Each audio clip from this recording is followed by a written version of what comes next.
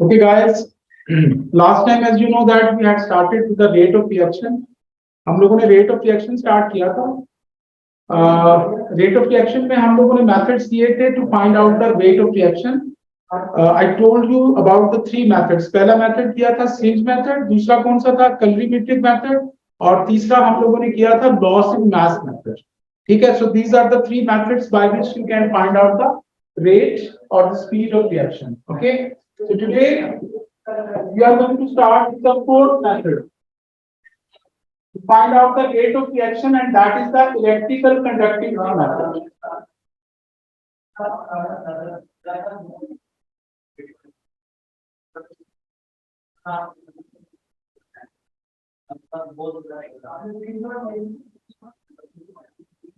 अच्छा मेरे बच्चों, this method electrical conductivity,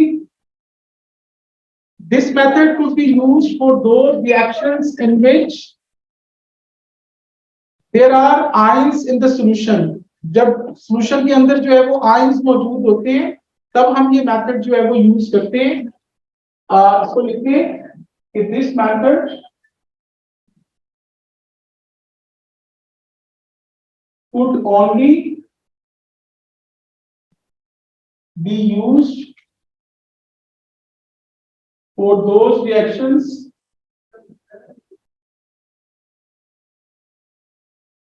in which there are ions in the solution.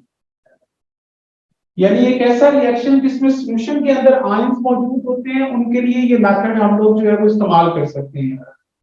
इसकी एग्जांपल ले लें. सपोज करें कि आपके पास एक रिएक्शन है जिसमें ये बेरियम आयन मौजूद है, आपके पास सल्फेट आयन मौजूद है, आपके पास नाइट्रेट आयन मौजूद है.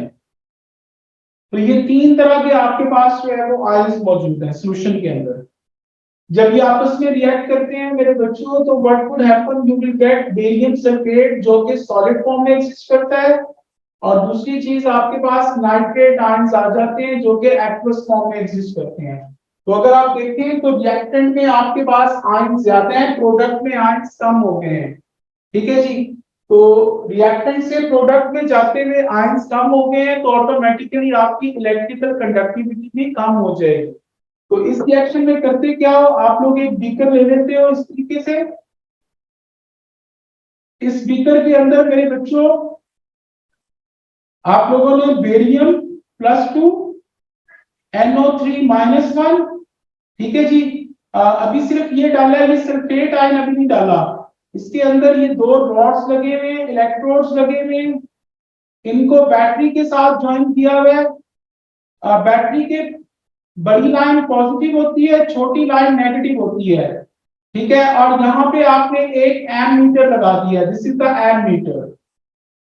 एम मीटर जो है ये करंट की मेजरमेंट करता है कि कितना करंट जो है वो पास कर रहा है. अभी तक आप लोगों का रिएक्शन भी स्टार्ट हुआ. आप लोगों ने क्या करना है, इसके अंदर जैसे ही आप लोगों ने सल्फेट आयन डालने हैं, सल्फेट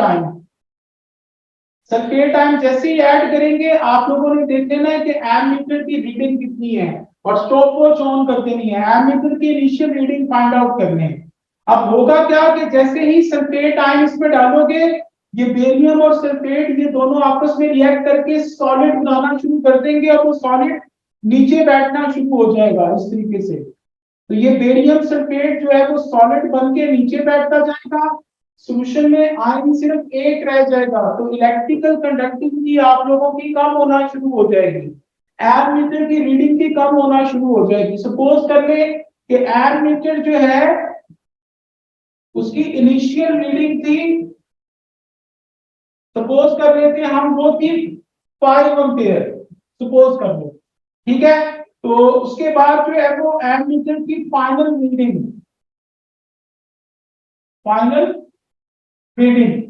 वो सपोज कर रहे हैं आपकी आ गई 2 एम्पियर. और टाइम कितना लगा उसको, टाइम आपकी स्टॉप वॉच से ऑन चेक कर लिया कि कितने हैं. टाइम सपोज करें कि उसको लगे हैं 10 सेकंड. तो मेरे बच्चों आप लोग रेट निकालना चाहते हो तो बड़ी रीडिंग में से छोटी रीडिंग को माइनस कर दो। तो 5 माइनस 2 डिवाइडेड बाय टाइम कितना आ जाएगा 10। तो 3 डिवाइडेड बाय 10 सो 0.3 एम्पेयर। इसके यूनिट्स एम्पेयर होते हैं, एम्पेयर पर सेकेंड। तो ये आपका जो है वो रेट निकल आएगा। ठीक है, तो note the time taken for the current increase. जरूरी नहीं कि डिक्रीज ही करेगा, अगर रिएक्टेंट में आयंस कम है, प्रोडक्ट में आयंस ज्यादा हो गए हैं, तो तब आपकी एमीटर की रीडिंग ज्यादा भी आ सकती है। ठीक है, मैं तो सिर्फ इस रिएक्शन के लिहाज से बता रहा हूं। यहाँ पे रिएक्टेंट में आयंस ज्यादा है, प्रोडक्ट्स में कम है, तो इसीलिए मेरे बच्चों आपकी जो रीडिंग है रिएक्टेंट से प्रोडक्ट की तरफ डिक्रीज कर रही है। लेकिन अगर यहाँ पे कम आयंस होंगे, यहाँ पे ज्यादा होंगे, तो एमीटर की रीडिंग बढ़ेगी। तो आपने बड़ी रीडिंग में से छोटी रीडिंग हमेशा माइनस करनी होती है। ठीक है, तो वो जो डिफरेंस इन रीडिंग आएगा वो यहाँ पे ऊपर लिखते हैं और टाइम नीचे लिखते हैं, तो उससे आपके पास जो है वो स्पीड ऑफ रिएक्शन निकल आती है। तो इसको लिखने note the time taken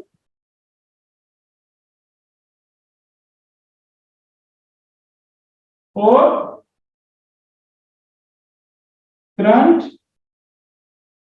to increase or decrease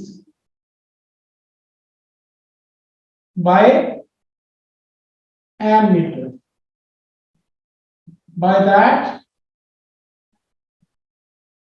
we can find the rate of reaction. ठीक है बच्चों, so this is my dear your fourth method to find out the rate of reaction.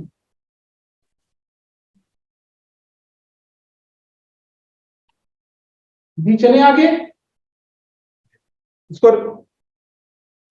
Yes sir. Bhatt साहब ये तेरे दो दोस्त, ये तीन दोस्त जो याद कर रहे हैं, नाम बोलो यार भट्ट साहब कुछ। ये भट्ट साहब हमारी इन्होंने ये सारा बोला है बड़े से के बाद। अच्छा जी, नेक्स्ट मेरे बच्चों हम लोग जो शुरू करने जा रहे हैं that is the collision theory. यहां इसको हम लोग कंडीशंस ऑफ अ रिएक्शन भी कहते हैं। ठीक है जी, okay my dear, so this is very important, इसको ध्यान से सुन लीजिएगा। We are going to start with the collision theory और कंडीशंस ऑफ अ रिएक्शन। अच्छा जी, कुलियन थ्योरी या कंडीशंस ऑफ रिएक्शन क्या होती है मेरे बच्चों? अगर आप चाहते हो कि कोई सा भी रिएक्शन हो जाए, मसलन एक छोटी सी मैं एग्जांपल देता हूं कि आपके पास नाइट्रोजन है और ये हाइड्रोजन है। आप चाहते हो कि ये रिएक्ट करके अमोनिया बना दे। ठीक है जी, तो ये नाइट्रोजन का पार्टिकल है सपोज करें और ये हाइड्रोजन का पार्टिकल है। ठीक है जी, तो कुलियन थ्योरी हमें क्या कहती है कि अगर आप लोग चाहते हैं कि कोई रिएक्शन हो जाए तो उसकी दो कंडीशन होती है। पहली कंडीशन क्या होती है कि पार्टिकल्स ऑफ द रिएक्टेंट्स जो हैं they should collide with one another, उनको एक दूसरे के साथ टकराना चाहिए। ठीक है जी, उनको एक दूसरे के साथ कोलाइड करना चाहिए, ये पहली कंडीशन है। तो लिखने पहली कंडीशन क्या होगी? The particles of reactants should collide with one another। ठीक है जी, ये पहली कंडीशन है।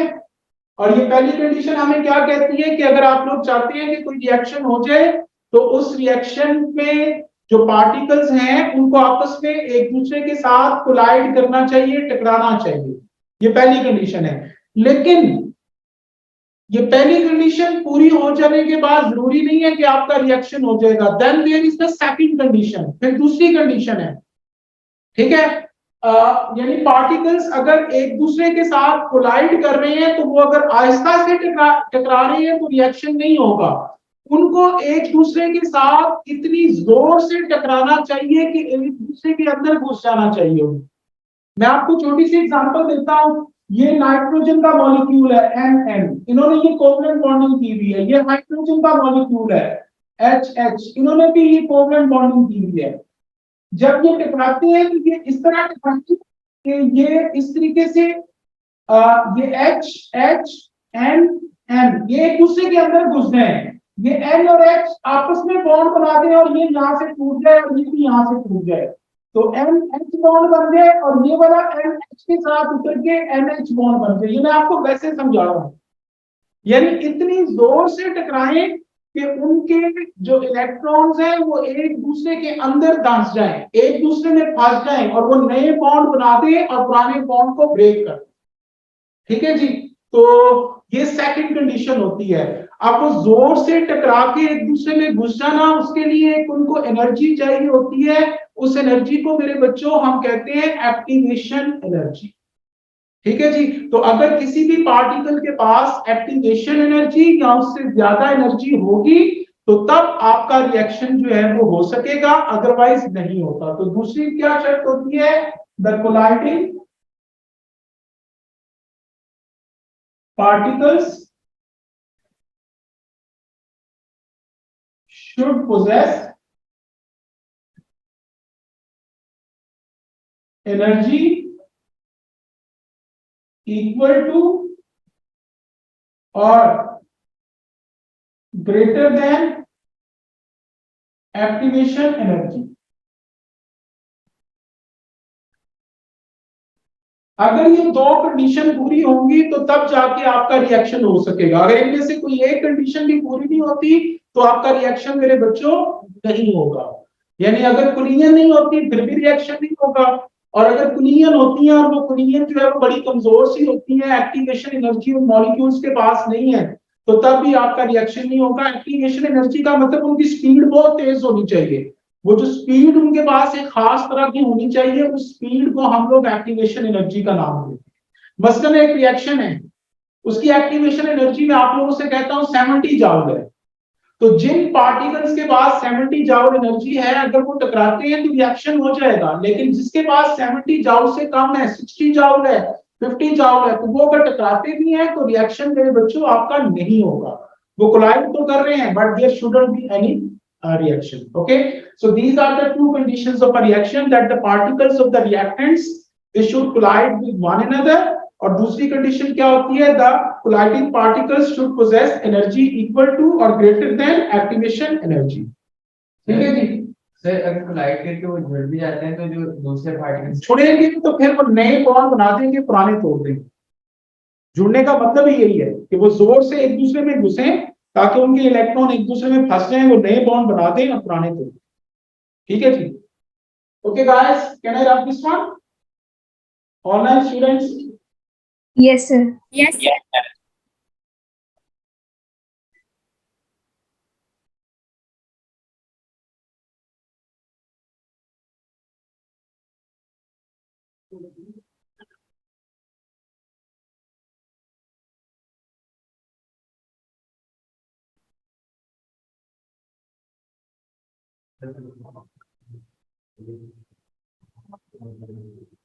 okay my dear students, now we are going to start with a very important thing about the rate of reaction।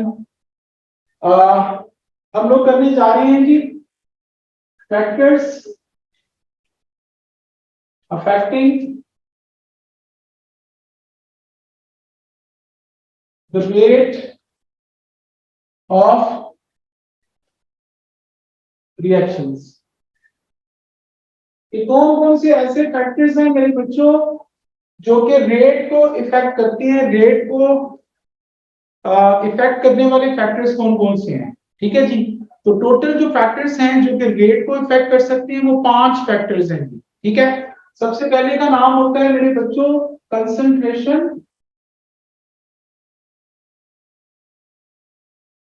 Of reactants. ठीक है जी, दूसरी चीज जो रेट को इफेक्ट करती है that is the pressure. Pressure तब इफेक्ट करता है इफ रिएक्टेंट्स आर गैसेस। अगर वो गैसेस हैं तो तब प्रेशर इफेक्ट करेगा, अगर वो चीज सॉलिड या लिक्विड फॉर्म में एग्जिस्ट कर रही है तो तब प्रेशर जो है वो इफेक्ट नहीं करेगा उसकी एक्शन पे। ठीक है जी। तीसरी चीज पे आ गई मेरे बच्चों, तीसरा जो फैक्टर इफेक्ट करता है that is the temperature. Fourth factor जो इफेक्ट करता है that is the particle size. और फिफ्थ फैक्टर जो इफेक्ट करता है that is my dear catalyst. तो ये आपके 5 फैक्टर्स होते हैं जो कि स्पीड को जो है वो इफेक्ट कर सकते हैं, रेट को इफेक्ट कर सकते हैं। इनको एक एक करके जो है वो हम लोग तफसील से पढ़ रहे हैं। तो सबसे पहली चीज जो हम करने जा रहे हैं that is the concentration of reactants.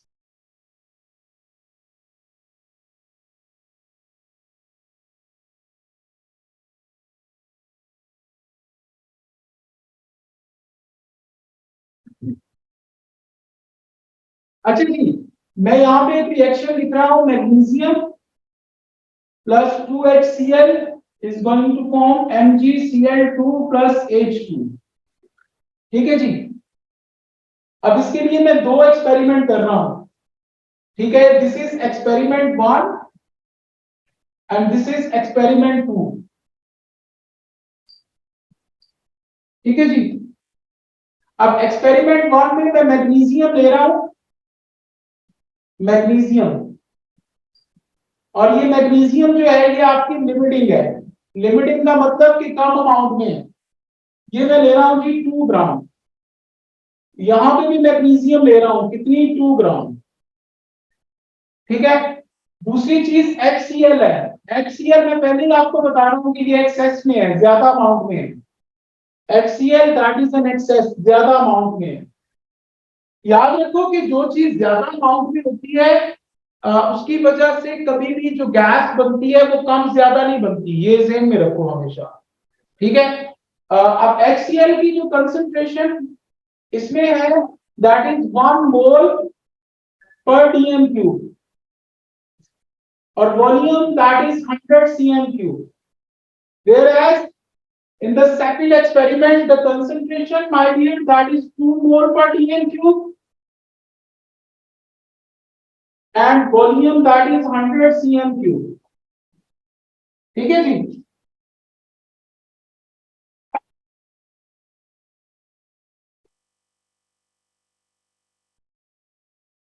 अच्छा जी, अब इसको जरा गौर से देखिएगा मेरे बच्चों।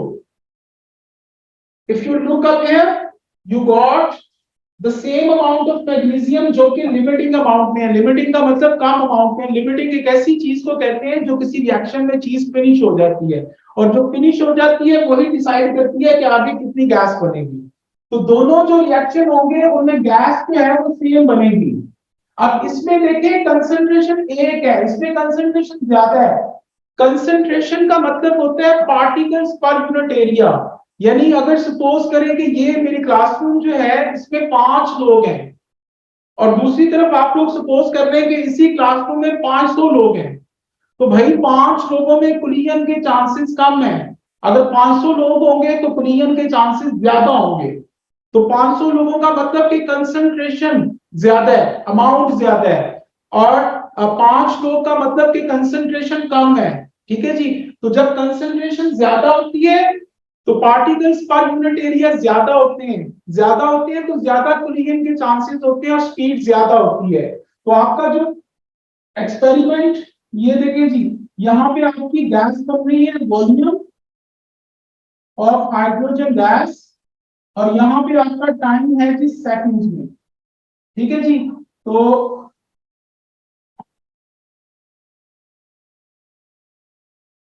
अच्छा जी, कोई मुझे बताएगा कि इन दोनों में से किसकी स्पीड ज्यादा है और किसकी कम है? एनीवन?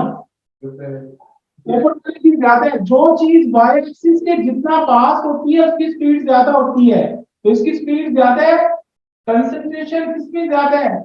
ये एक्सपेरिमेंट 2 में। तो this one would be experiment 2 and this one would be experiment 1। क्योंकि इसमें कंसंट्रेशन कम है तो स्पीड कम होगी, ये वाई एक्सिस से दूर हो जाएगा। तो जो चीज वाई एक्सिस के करीब होती है उसका कर्व ज्यादा पास होता है, उसकी स्पीड ज्यादा होती है। जो कर्व जो है वो वाई एक्सिस से दूर चला जाता है उसकी स्पीड जो है वो कम होती है। ठीक है जी। तो यहाँ पे आप लोगों का पॉइंट्स लिख लें। कि इन concentrated solution particles per unit area increases results in more frequent collisions and speed of reaction would be greater। ठीक है बच्चों।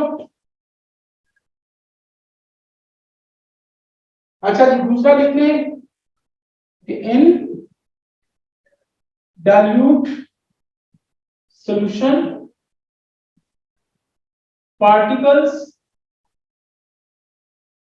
per unit area are less, results in less number of collisions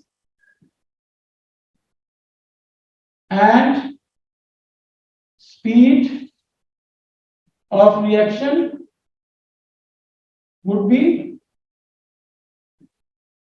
slower। ठीक है, जिसमें concentration ज्यादा होगी मेरे बच्चों, ठीक है, वो रिएक्शन स्पीड से होगा। उसकी रीजन पेपर में अक्सर वो क्वेश्चन पूछ लेता है कि एक डाइल्यूट सॉल्यूशन आपको दे देता है और एक कंसंट्रेटेड दे देता है, वो कहता है किसकी स्पीड ज्यादा होगी। तो याद रखो, जहां पे कंसंट्रेशन ज्यादा होगी उसका आंसर आप क्या लिखेंगे? In concentrated solution, particles per unit area they are greater, results in more frequent collisions and rate of reaction that would be faster, that would be greater। Whereas in dilute solution, particles per unit area they are less, results in less collisions and speed of reaction that would be slower। जी मेरे बच्चों, इसको रब कर दूं? Yes, sir.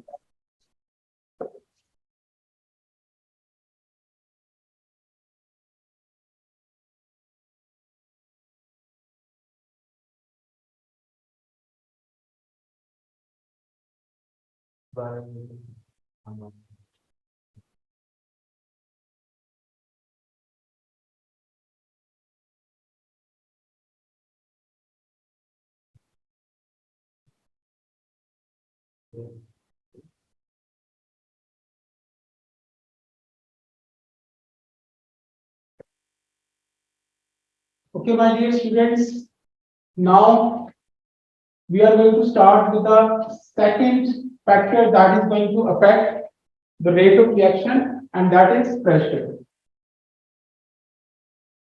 Pressure मैंने आपको तभी बताया है इफेक्ट करता है if the reactants are gases।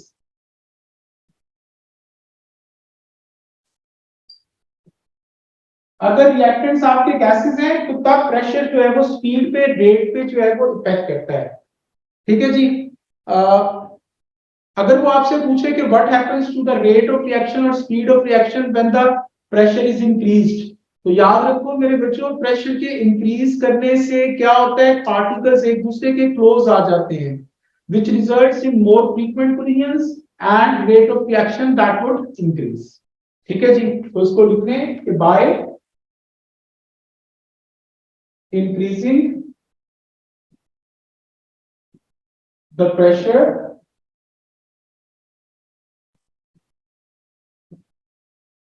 particles become close together, results in more frequent collisions and rate of reaction would be faster। कई दफा कोई ऐसा रिएक्शन होता है जिसमें सॉलिड और लिक्विड होते हैं, गैस होती नहीं, तो वो तुमसे पूछ लेता है क्वेश्चन में कि भी बताओ इस पे प्रेशर का क्या इफेक्ट होगा। तो जिसमें चीजें गैसेस हैं ही नहीं रिएक्टेंट के अंदर, उस पे प्रेशर का कोई इफेक्ट नहीं होता, ये ध्यान में रखिएगा। एक दो एमसीक्यूज में पेपर में उसने इस तरह का क्वेश्चन देके बच्चों को कंफ्यूज किया हुआ है, तो बच्चे जो है वो कहते हैं कि प्रेशर के बढ़ाने से स्पीड बढ़ जाती है, लेकिन उस रिएक्शन के अंदर रिएक्टेंट्स में कोई गैस ही नहीं होती, तो गैस होगी तो तब प्रेशर इफेक्ट करता है, मैं बार बार आपको बता रहा हूं। और दूसरी चीज, अगर आप प्रेशर डिक्रीज करेंगे by decreasing the pressure, particles become far apart, results in less collisions and rate of reaction decreases. Okay guys, so this is about the pressure. उसके बाद नेक्स्ट पे आ जाए, नेक्स्ट आपका जो है वो टेम्परेचर है।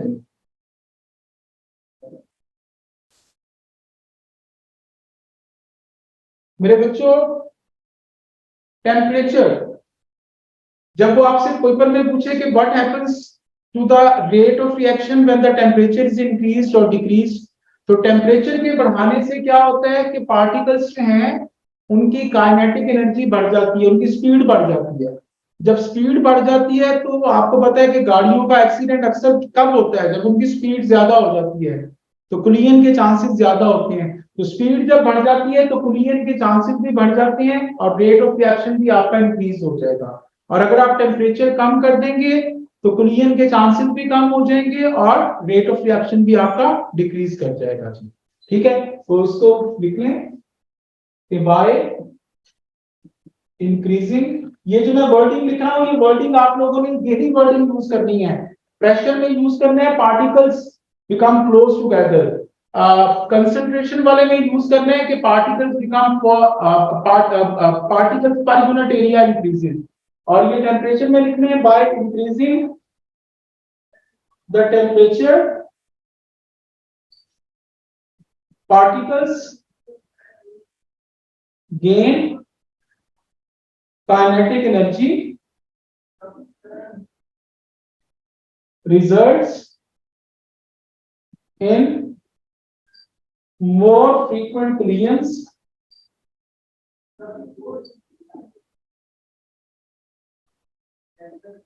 and rate of reaction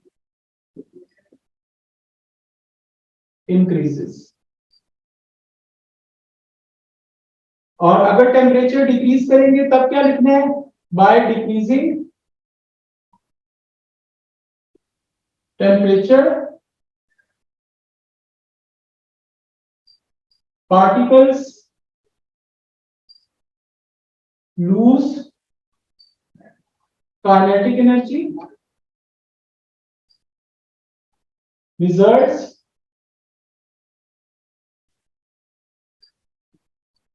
in less number of collisions and rate of reaction decreases। ठीक है गाइस, तो अगर मैं यहां पे एक ग्राफ बना दूं,